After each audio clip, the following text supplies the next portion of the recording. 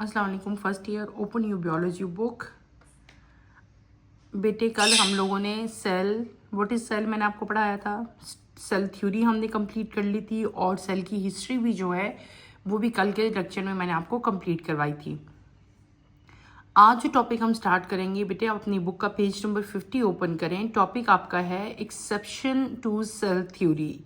While cell theory is widely accepted, there are notable exceptions. For example, viruses challenge cell theory because they are not made of cell and cannot carry out life processes independently. They require a host cell to replicate and are considered by many scientists to be at the border of living and non-living entities. Similarly, prions and viroids show properties of living organism but are not composed of cell. They are only made up of DNA and RNA or protein. Number 2, eukaryotic cells. Eukaryotic organelles, mitochondria and chloroplast have their own DNA and can replicate independently of the cell's nucleus. This suggests they may have originated from free living prokaryotic cells. Number 3, some organisms such as certain fungi and algae have structures where multiple nuclei coexist within the shared cytoplasmic mass. These structures blur the boundaries of individual cells as defined by the traditional cell theory. Muscle cells, myocytes in vertebrates can fuse to form multinucleated fibers, challenging the concept of a single cell as a basic unit in complex tissue. मैंने कल आपको बेटे read out किया था क्या cell theory के बाद हमने उसकी वैलिडेशंस पढ़ी थी। आज जो टॉपिक मैंने अभी रीड आउट किया है that is exception. What are these exception? Exception का मतलब है कि कुछ ऐसे इंपॉर्टेंट पॉइंट हैं जब जिनको अगर देखा जाए तो सेल थ्योरी जो है वो सही साबित नहीं होती। सेल थ्योरी में कुछ प्रॉब्लम्स होती हैं, सेल थ्योरी की कुछ बातें जो हैं वो रिजेक्ट होती हैं। ठीक है, वो कौन से ऐसे पॉइंट्स हैं, वो कौन सी ऐसी एक्सेप्शंस हैं, ठीक है, जो कि सेल थ्योरी मतलब बेस नहीं करती, सेल थ्योरी से नहीं मिलती। सबसे पहली चीज़ क्या है, ये नोटिसेबल जो है, ये बहुत ज़्यादा नोटेबल पॉइंट्स हैं। सबसे पहला क्या है, वायरस। अभी हमने वायरस पढ़ा है। वायरस एक बहुत बड़ा वायरस ने सेल थ्योरी को चैलेंज किया था क्योंकि आपको पता है कि virus are not made of cell and can not carry out life processes independently. ठीक है, वो तो सेल से बने ही नहीं थे, वो तो ना प्रोकैरियोट थे ना यूकैरियोट थे। हमने आपको पता है कि उनको एक अलग ही हमने रखा, वो किसी भी किंगडम में शामिल नहीं है। आपको मैंने बताया था they are in between, living things की जैसी प्रॉपर्टीज भी हैं, नॉन लिविंग थिंग भी है। दे आर कंपोज्ड ऑफ, मैंने आपको बताया था, क्रिस्टल्स। ठीक है, दे जस्ट लाइक क्रिस्टल्स। और तो इसका मतलब था कि वो नॉन लिविंग की तरह एक्ट कर रहे थे, कभी वो लिविंग थिंग की तरह एक्ट कर रहे थे। वो कैसे कि वो रिप्रोड्यूस कर रहे थे। तो जो वायरस थे बेटे, उन्होंने सेल थ्योरी को चैलेंज दिया और because they are not made of cell, जबकि सेल थ्योरी तो ये कह रही थी कि आल लाइफ जो है made up of cell, cell is the structural and functional unit of all living thing. लेकिन वायरस में तो सेल तो थे ही नहीं।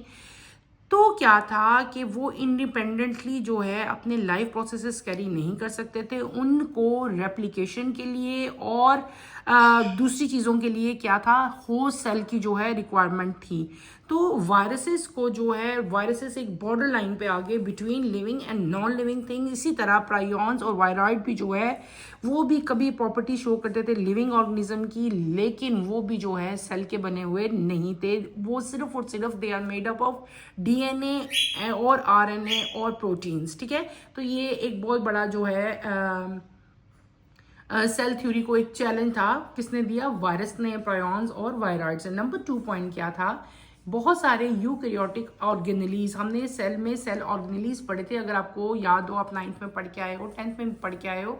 सपोज हमने माइटोकॉन्ड्रिया पढ़ा था, क्लोरोप्लास्ट पढ़ा था। बेटे जो माइटोकॉन्ड्रिया और क्लोरोप्लास्ट हैं, they have their own DNA, उनका अपना डीएनए था और इंडिपेंडेंटली रेप्लिकेट कर रहा था सेल न्यूक्लियस की, मतलब independently of the cell nucleus. This, ये जो बात थी कि ये जो माइटोकॉन्ड्रिया और क्लोरोप्लास्ट हैं, इनके अपना जो है मैकेनिज्म है सारा, ये भी जो है, इसका मतलब ये हुआ कि जो ये सेल ऑर्गेनेलीज हैं, जो माइटोकॉन्ड्रिया है, ये क्लोरोप्लास्ट है, ये सारे के सारे फ्री लिविंग प्रोकैरियोटिक सेल से ओरिजिनेट हुए हैं। ठीक है, तीसरी बात क्या थी कि कुछ ऑर्गेनिज्म जैसे कि फंजाई और एल्गी था। ठीक है, इनके पास क्या थे, मल्टीपल न्यूक्लियाई भी कभी कभार साइटोप्लाज्मिक में हमें जो है नज़र आते थे। इनके ये स्ट्रक्चर जो थे ब्लर जो है, जो हमारी जो सेल थ्योरी थी ना, वो भी सेल थ्योरी के पॉइंट से जो है कोरिलेट नहीं कर रहे थे, ठीक है। इनकी प्रॉपर्टीज़ भी किसकी, फंजाई की और एल्गी की।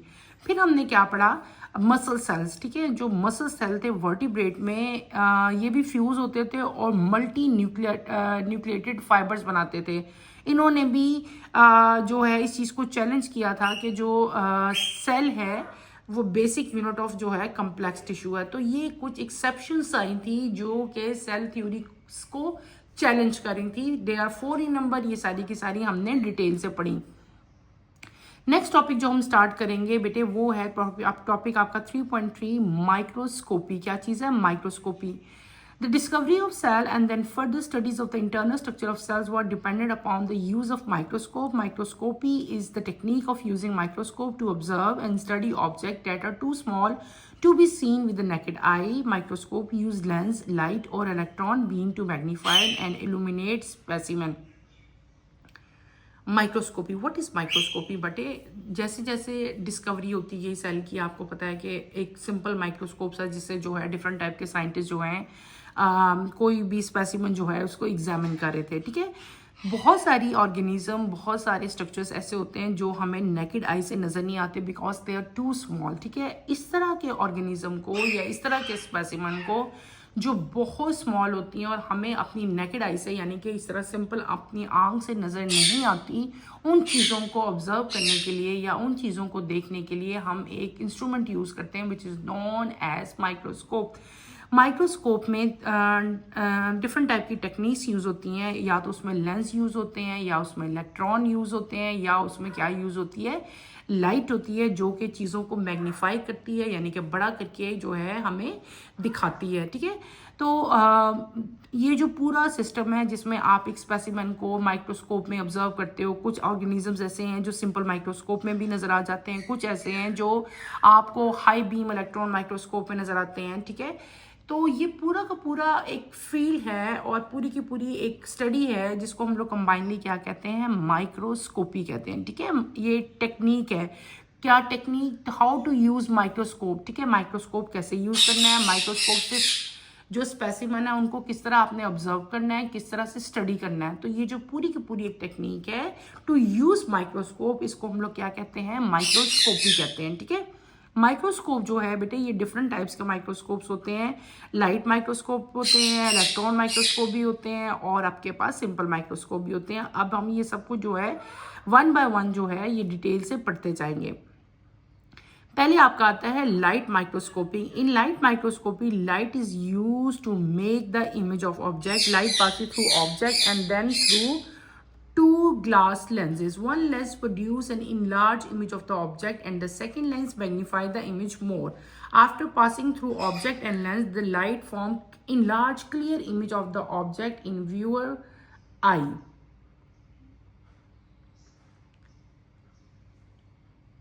Light microscopy. The magnification of light microscope is 1500x. It means it can magnifying object about 1500 times. Its resolving power is 0.2 micrometer and 1 micrometer is equal to 1 by 1000 mm.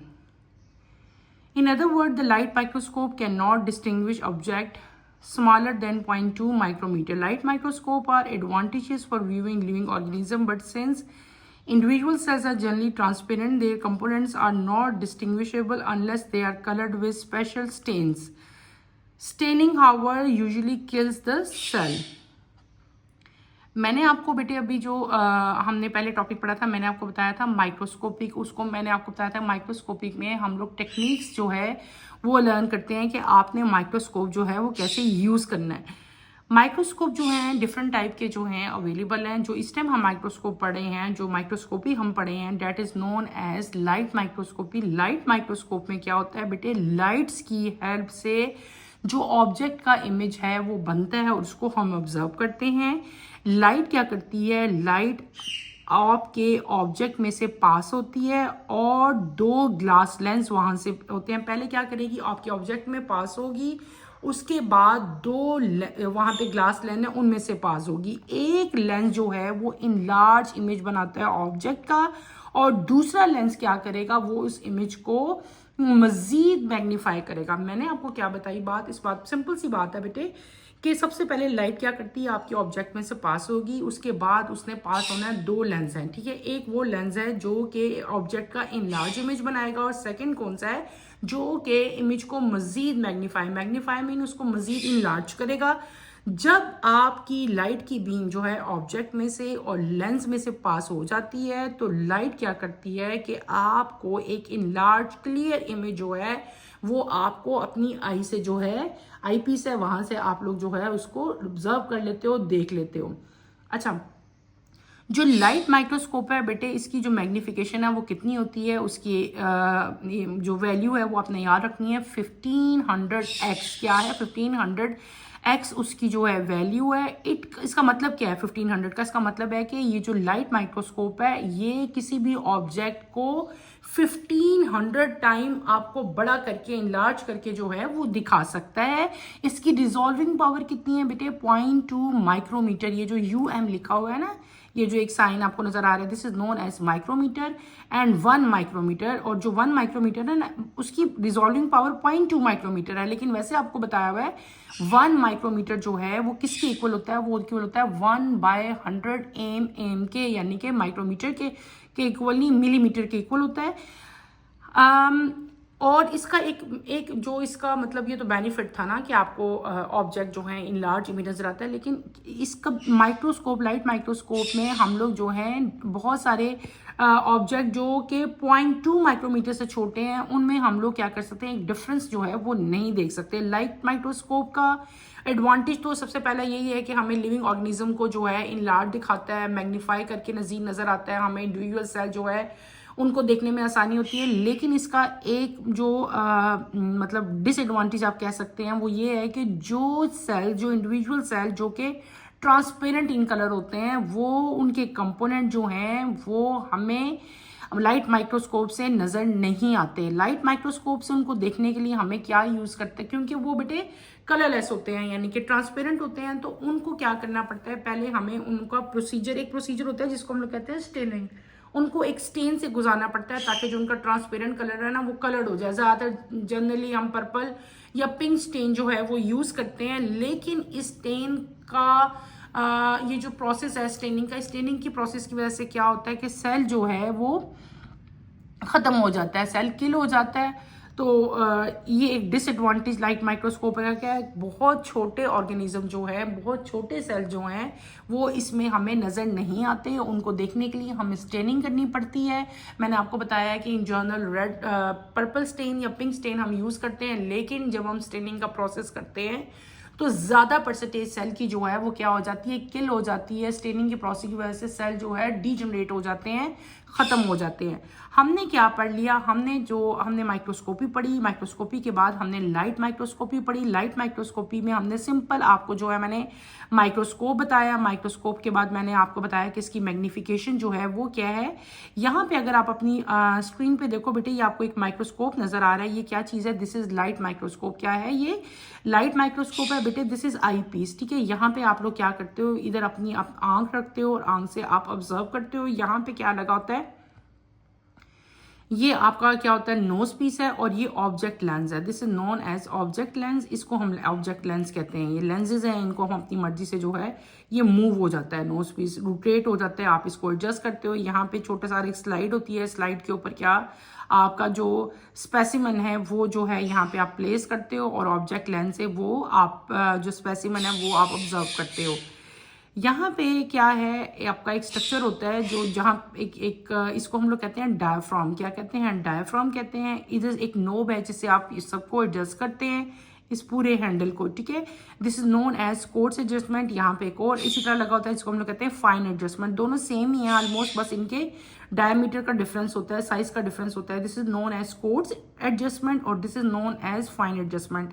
नीचे आपके पूरा का पूरा जो उसका बेस आती है जिसपे ये सारा स्टैंड होता है, और यहाँ पे क्या चीज़ है, आपका लाइट सोर्स है, ठीक है, जिससे आपको सारा का सारा जो है इमेज जो है वो नज़र आता है। और यहाँ से क्या आती हैं, आपको ने पता था लाइट बीम्स हैं, और जिसका सारा का सारा आपका प्रोसेस हो रहा है, ठीक है। यहाँ पे हमने एक जब आप व्यू करते हो, यहाँ से व्यू करते हो तो इसको इनलार्ज करके दिखाया हुआ है। ये आपका स्पेसिमन है जो ब्लू लाइन में शो किया है, इसको मैं इनलार्ज करती हूँ, ठहरो। अब देखें आप लोग, ये आपका आई पीस है, यहाँ से आप ऑब्जर्व करें, ये क्या है, ये लेंस है। This lens is known as ocular lens. क्या कहते हैं इसको? ऑकुलर लेंस कहते हैं। उसके बाद एक और लेंस है जिसको हम लोग कहते हैं ऑब्जेक्टिव लेंस। और यहाँ पे क्या चीज़ पड़ी है? आपका स्पेसिमन पड़ा है, नीचे क्या चीज़ है? कंडेंसर, और नीचे से क्या आ रहा है? आपका लाइट सोर्स आ रहा है। क्लियर हो गया? ये मैंने आपको बताया था, लाइट सोर्स आएगा, लाइट की बीम्स आएंगी और आपको जो है आपके दोनों लेंस में जो पास होंगी, और ईच एंड एवरीथिंग मैं आपको अच्छी तरह से एक्सप्लेन कर चुकी हूँ, ठीक है।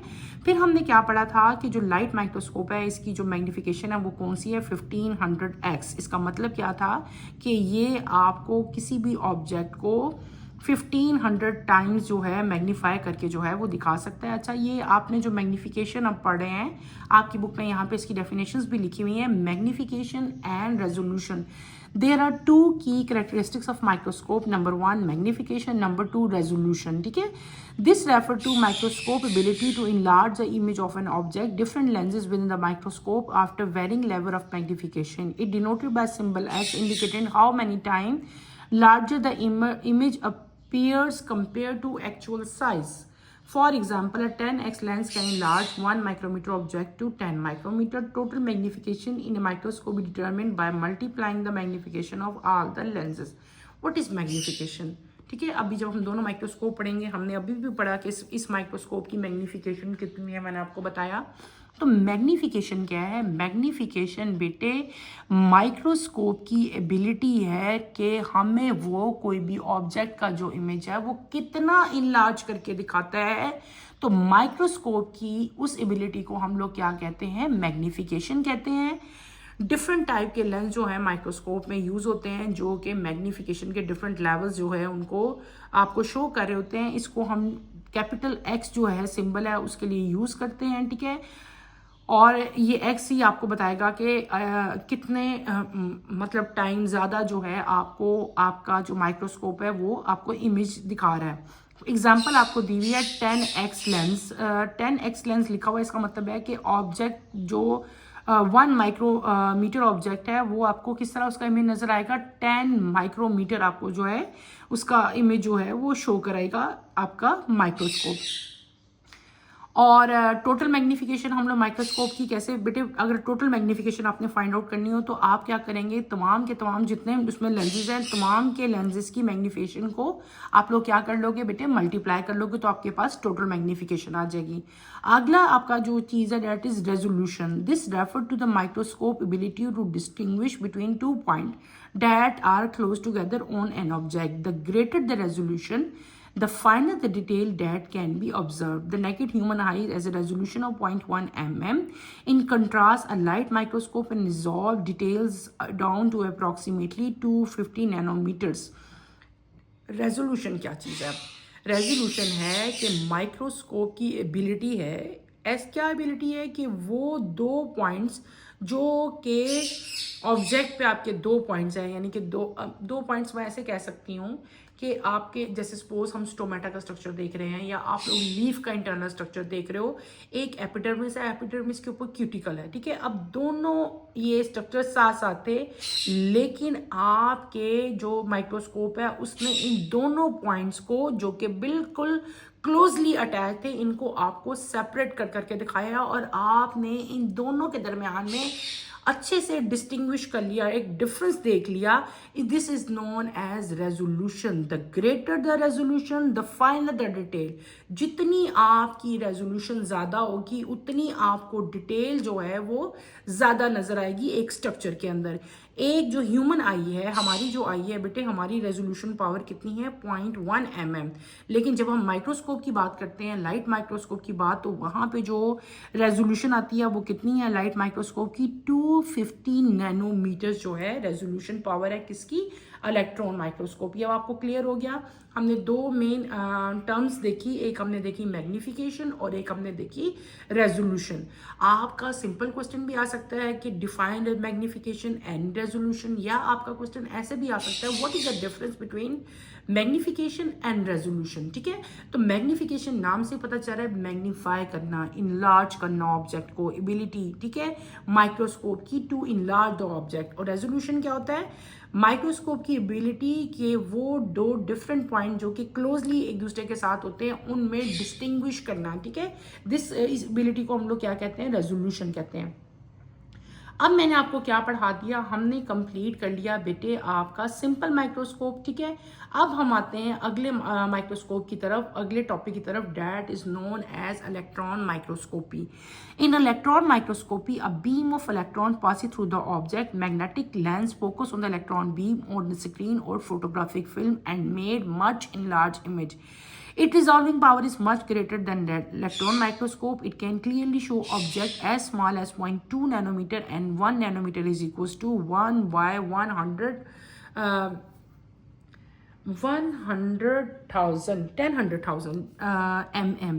However, electron microscope cannot be used for viewing living material. Because of this method needed to prepare the specimen, biologists use two type of electron microscope.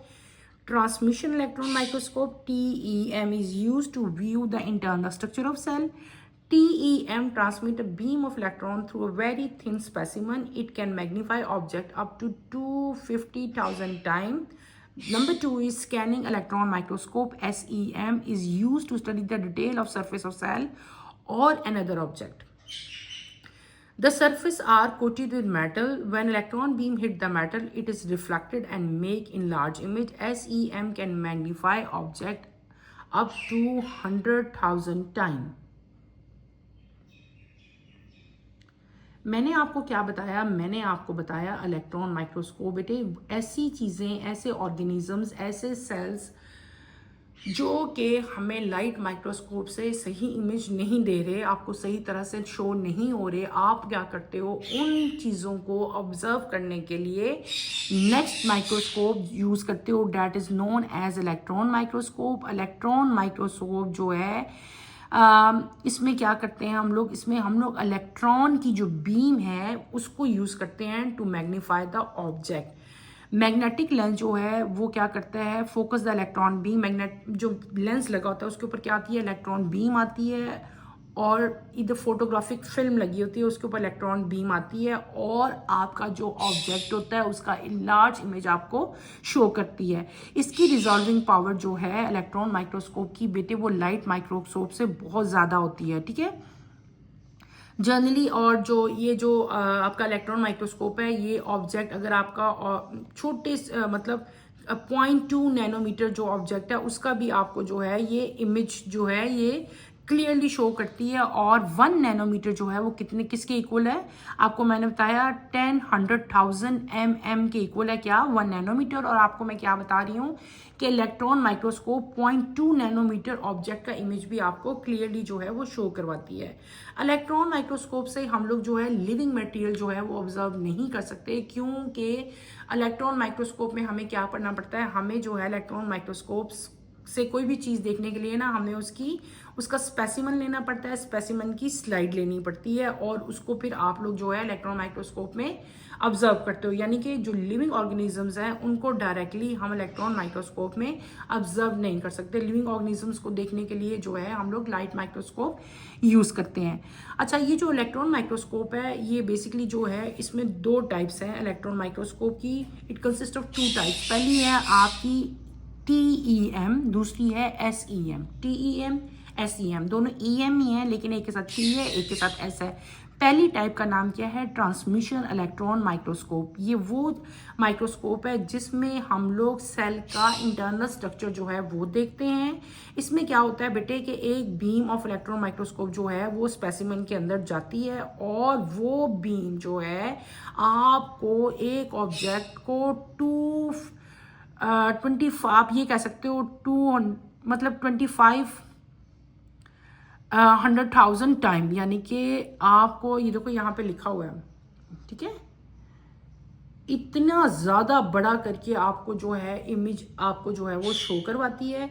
अब दूसरे की तरफ हम आएंगे, सिर्फ और सिर्फ इनका डिफरेंस क्या है कि उनके टाइमिंग्स का डिफरेंट है कि कितना ऑब्जेक्ट जो है कितने टाइम्स आपको इंक्रीज करके जो है वो शो करेगा। पहले हमने बात की ट्रांसमिशन इलेक्ट्रॉन माइक्रोस्कोप TEM की, जो कि आपको ऑब्जेक्ट को मैग्नीफाई करता है 250,000 टाइम्स, ठीक है। दूसरा आपके पास क्या आता है, स्कैनिंग इलेक्ट्रॉन माइक्रोस्कोप। ये क्या करता है, use the detail structure of cell, ठीक है।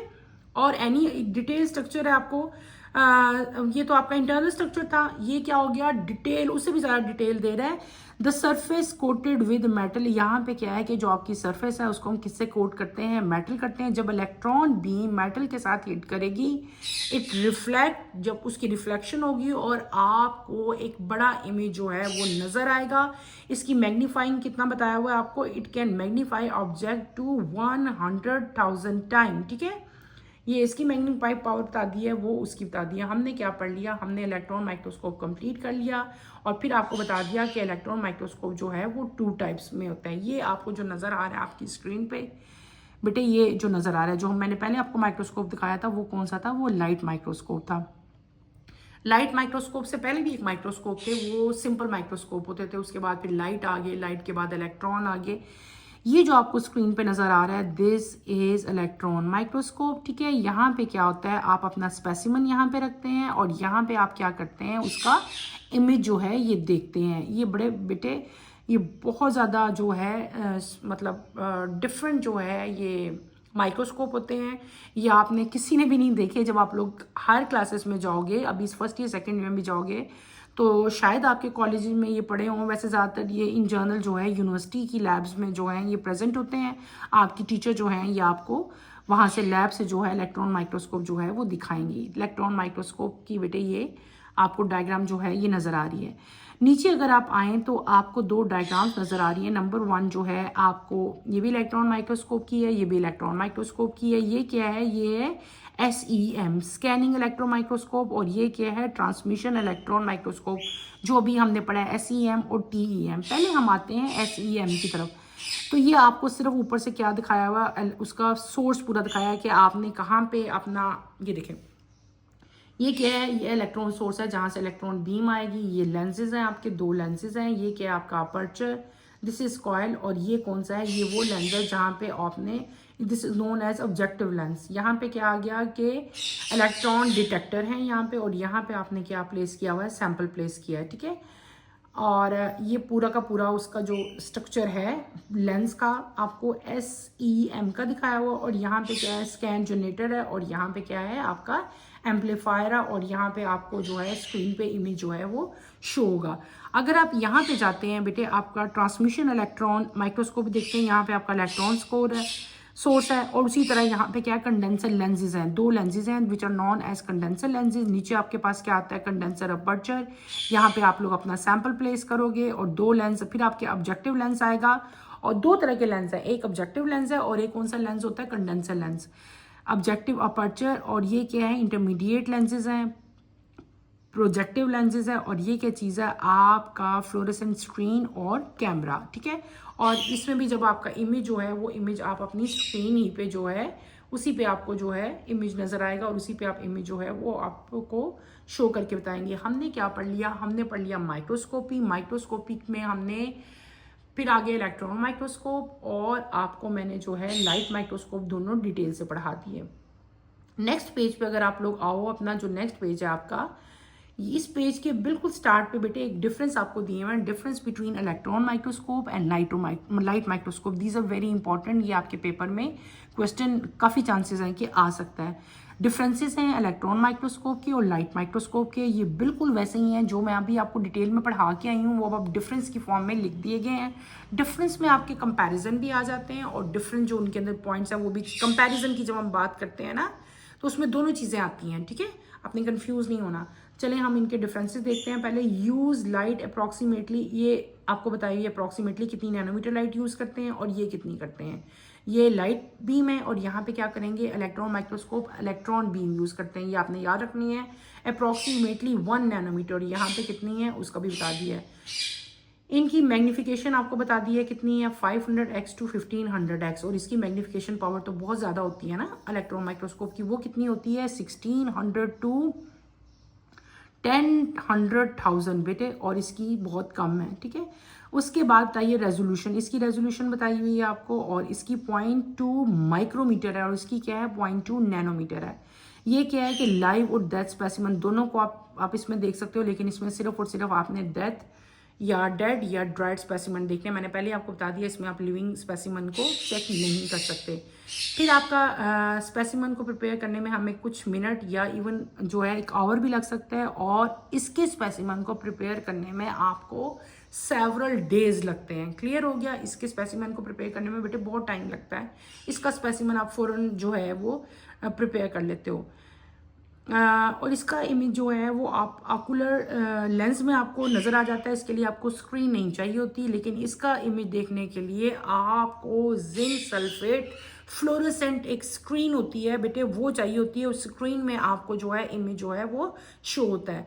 ये दोनों के डिफरेंसेस हैं, ये डिफरेंसेस आपने अच्छी तरह से करने हैं, बहुत ईजी थे। दोनों का मैग्नीफाइंग पावर डिफरेंट है, दोनों का रेजोल्यूशन पावर डिफरेंट है। एक का था कि वो लिविंग को भी दिखा सकता है, ये लिविंग को नहीं दिखा सकता। इसका स्पेसिमेन बनाने में फ्यू आवर्स लगते हैं, उसमें फ्यू डेज लगते हैं, ठीक है। उसका इमेज जो है सिंपल आप जो है लेंस से देख लेते हो, और इसमें क्या है कि इमेज को देखने के लिए आपको जिंक सल्फेट फ्लोरोसेंट स्क्रीन जो है वो रिक्वायर्ड होती है। आज के टॉपिक में बेटे इतना ही काफ़ी, आपने इस टॉपिक को अच्छी तरह डिटेल से स्टडी करना है, ठीक है। हमने जस्ट माइक्रोस्कोपी पढ़ी, और इस टॉपिक में बेटे अगर आपको कोई प्रॉब्लम फील होती है तो feel free to ask any question. इंशाल्लाह कमिंग लेक्चर में हम स्ट्रक्चर ऑफ सेल जो है the most important topic of the chapter जो है वो हम स्टार्ट करेंगे। कमिंग लेक्चर की नोटिफिकेशन के लिए आप चैनल को शेयर करें, लाइक करें और सब्सक्राइब करें। यहीं पे अपना टॉपिक मैं एंड करती हूँ। अल्लाह हाफिज़ फर्स्ट ईयर, टेक केयर बेटे।